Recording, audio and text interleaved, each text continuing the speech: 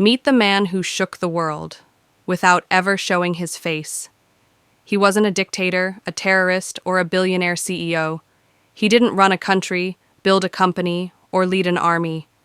But with a laptop, an internet connection, and a mind like a weapon, he brought global superpowers to their knees. Governments called him the Ghost. Interpol, the CIA, even cyber units in China and Russia had one thing in common. They were all trying to find him and failing. This isn't the plot of a movie. This is real. And it begins with the single largest digital theft in human history. Over $500 billion gone, just vanished, right out of global banks, cryptocurrency exchanges, national treasuries, all executed in silence. No guns, no violence, just code. But who was he? No fingerprints, no digital trace, not even a voice recording. His name, unknown. His face, never seen. His location, everywhere and nowhere. Some say he was a rogue NSA agent. Others believe he was an AI gone rogue, designed by a secret military program. The truth? Much stranger. Before the heist, there were whispers, strange glitches in nuclear systems, stock market flash crashes, surveillance cameras going dark in embassies across the world. Nobody connected the dots until it was too late. Then came Black December, the day the digital world broke.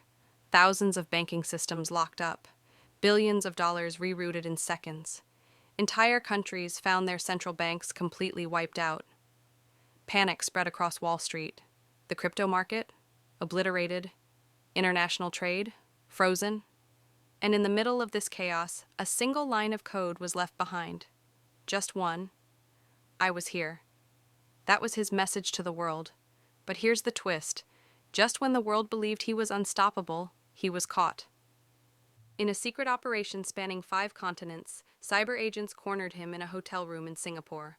No shootout, no drama, just a man quietly shutting his laptop as the door burst open. They thought it was over. It had just begun. He was sent to a black site prison. Not just any prison, one designed for war criminals and traitors. Underground, off the grid, maximum security. And yet, he escaped. No tunnels, no help, no outside communication. One morning, guards opened his cell, and it was empty. Not a single camera saw anything. He was just gone, vanished. Again. Now, years later, intelligence agencies around the world are still hunting him. They don't talk about it publicly, but inside classified circles, his name sparks fear. Why? Because it wasn't just about the money. He showed the world something terrifying, that with enough intelligence, the right code, and zero remorse, one person can take down entire systems. Banks, militaries, power grids, elections, satellites. He changed the rules of power. And the most chilling part? Some say he's still active, watching, waiting. Not for money, not for fame, but for something bigger. So, who is he? Where did he go? And if he escaped the world's most secure prison, what's he planning next? This is the story of the world's most dangerous hacker. A man without a face, a ghost without a home, and possibly the most powerful person alive. And today, we try to uncover the mystery behind his rise, his arrest, his unbelievable escape, and the question that haunts every intelligence agency in the world. Where is he now? It started with a flicker, a minor transaction glitch at a Swiss bank, dismissed as a system hiccup. Then came a currency spike in Tokyo that vanished in seconds. Next, a crypto exchange in Iceland reported a missing $22 million. Unusual, but not alarming. At least not yet. But by the time analysts realized the pattern, it was already over. In less than 48 hours, over $500 billion had vanished from some of the most secure financial institutions on Earth. Every continent was affected. Private accounts, national reserves, hedge funds, and crypto wallets, all drained. And the most chilling part? There were no alarms, no alerts, not even a trace of malware. This wasn't hacking. This was something else. Investigators described it as surgical. Every breach was precise, quiet, and invisible. The hacker didn't just break in, He rewrote the rules of the systems themselves. He didn't crack the vault. He became the vault. So how did he do it? Let's break it down. Phase 1. Reconnaissance. For nearly 2 years, unknown to anyone, the hacker infiltrated global financial networks, not by attacking them, but by embedding himself within them. He planted silent code inside routine software updates, supply chains, even firmware on hardware devices used in financial data centers. These weren't viruses. They were sleeping ghosts, lines of code that did nothing until activated. Even the most advanced cybersecurity tools couldn't detect them. Phase 2. The network merge. Here's where it gets terrifying. He used artificial intelligence, his own custom neural net, to map out a global connection of financial systems. It watched, learned, and adapted in real time. From the New York Stock Exchange to the Bank of England, from cold crypto wallets in Greenland to data farms in Dubai, he saw it all. The AI wasn't just reading systems, it was mimicking user behavior, CEOs, system admins, traders. It could predict what they'd do next, and act before them.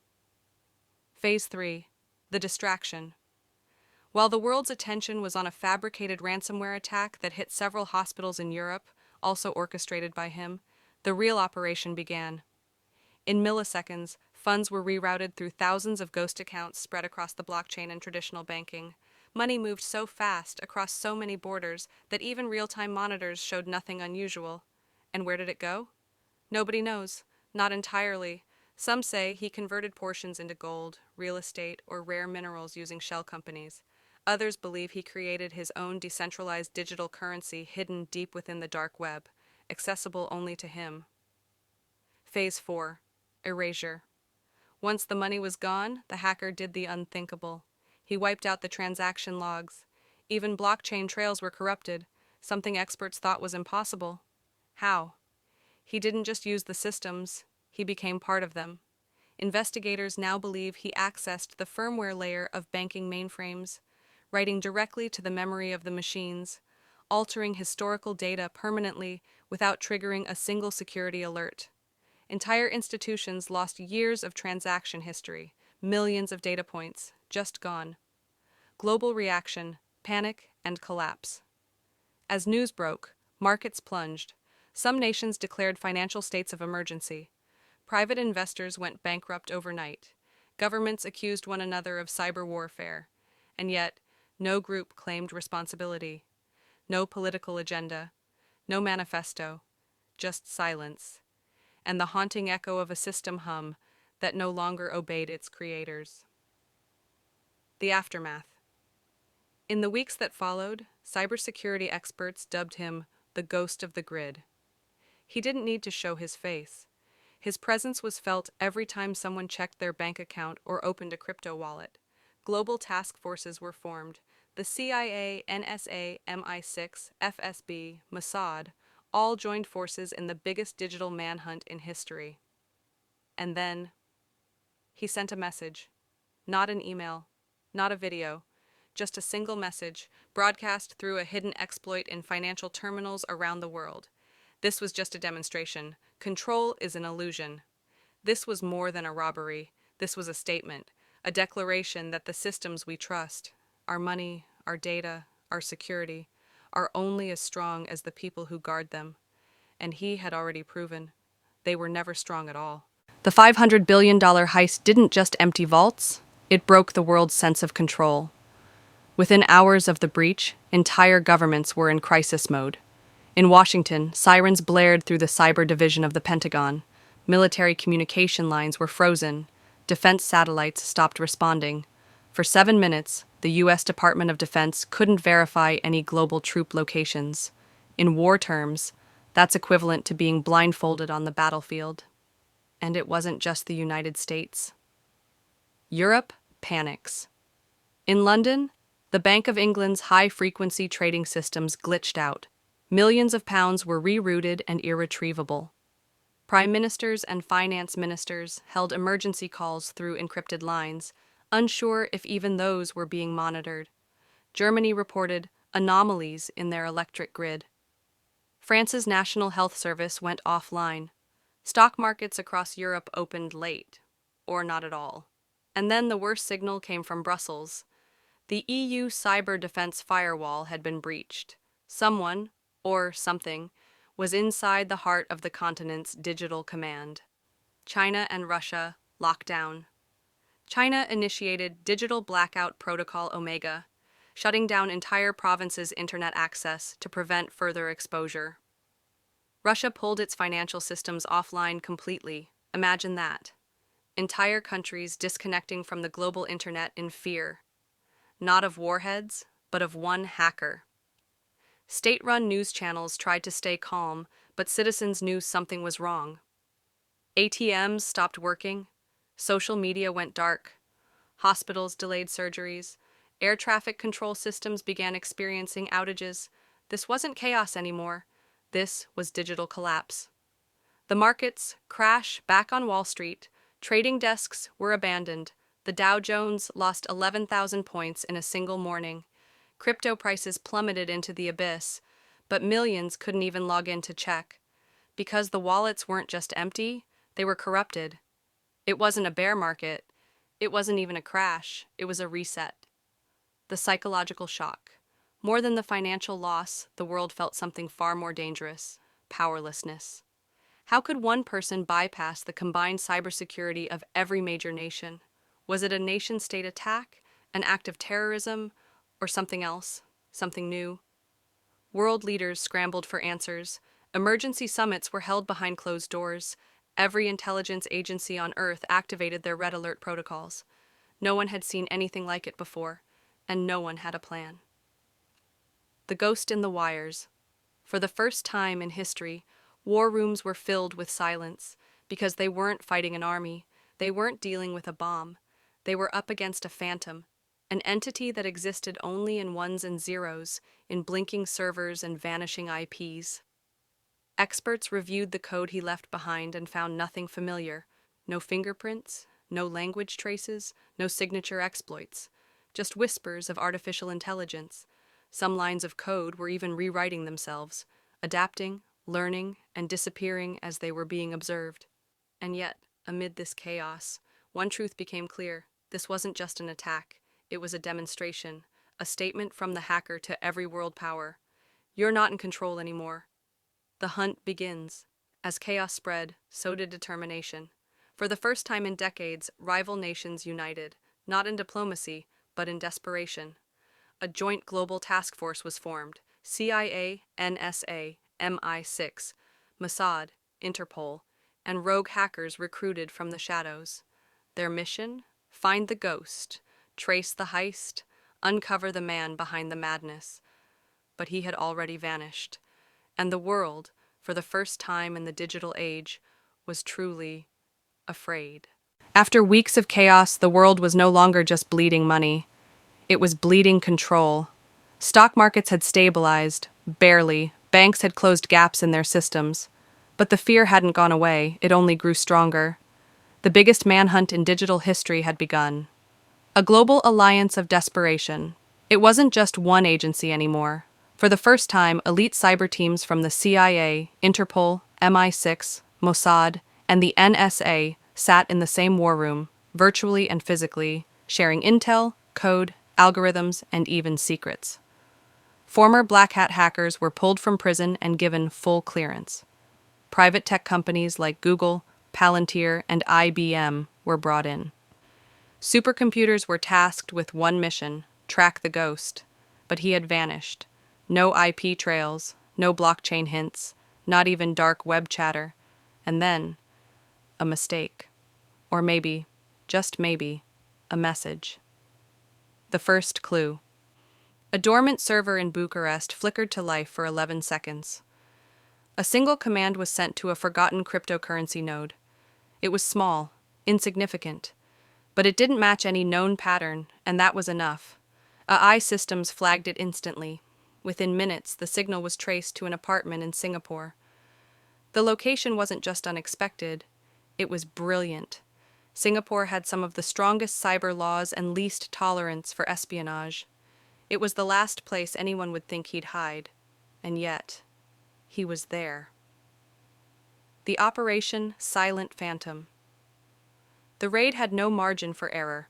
A joint international team, disguised as Singaporean law enforcement, moved in at 3:14 a.m. local time.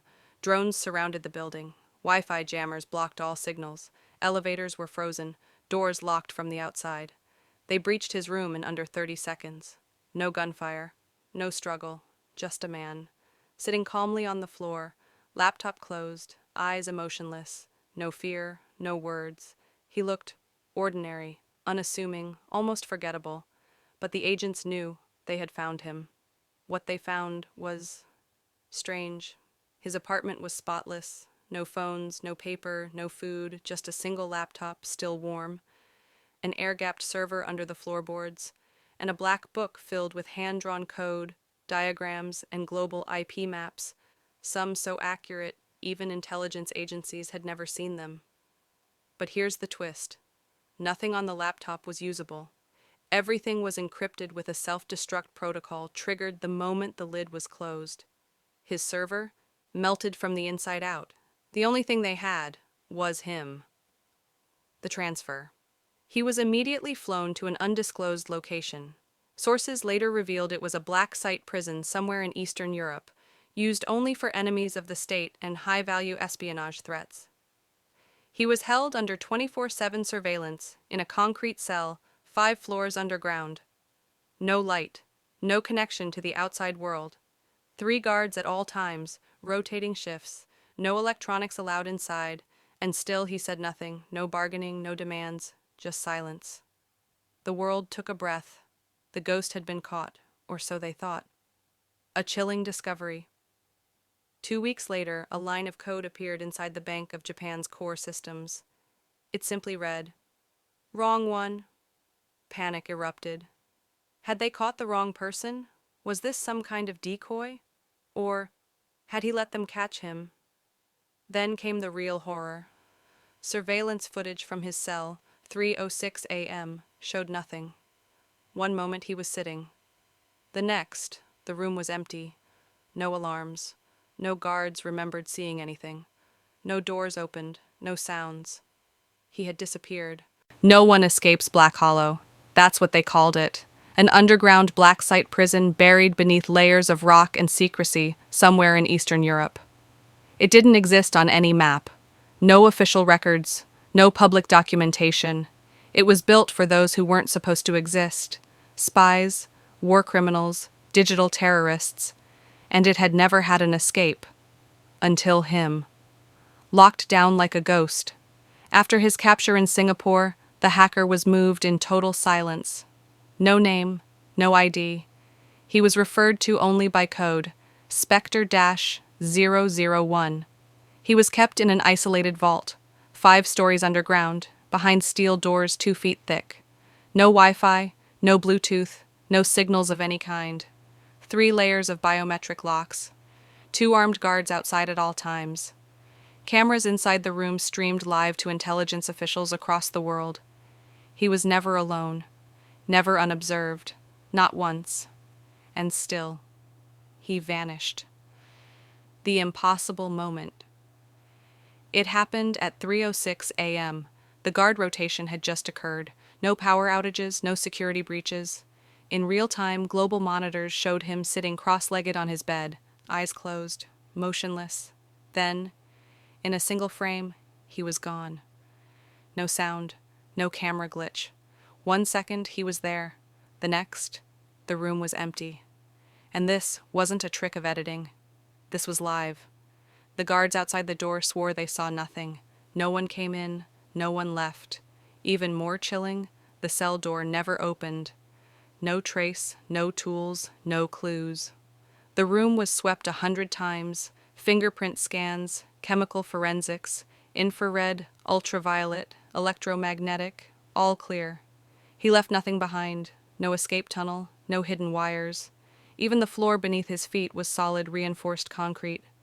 Only one thing had changed, a single sentence, scratched into the wall with what looked like a fingernail. You can't imprison an idea. The unbelievable theories. That was the moment things turned from extraordinary to impossible. Some believed he'd discovered a flaw in quantum security, a wormhole of digital physics no one understood. Others whispered darker theories, that he projected a live feed and was never in the cell at all, that he had built remote neural override tools and walked out using someone else's body, or that he was part of something bigger, not one man, but a system, a mind shared across the network. The most terrifying theory? That he had uploaded himself, becoming software, not man. Then came the message. 2 days after the escape, a single email arrived at the inboxes of 117 world leaders, CEOs, and intelligence directors. It had no sender, no subject line, only this. You were looking for a person, but I never was one. I am everywhere now. Attached was a video, just 5 seconds long, a screen full of mirrors, each showing different faces, world leaders, celebrities, children, soldiers, until every face turned and looked directly at the viewer. And then, static, vanished into the world. Interpol issued a red notice. Every nation elevated its cyber threat level, but it was too late. He was gone. No digital trace, no physical lid, nothing. Not a single person on Earth, not even the most advanced AI systems, could find him. Because he wasn't hiding anymore. He was inside everything, every system, every camera, every algorithm, watching, waiting, and maybe rewriting the future.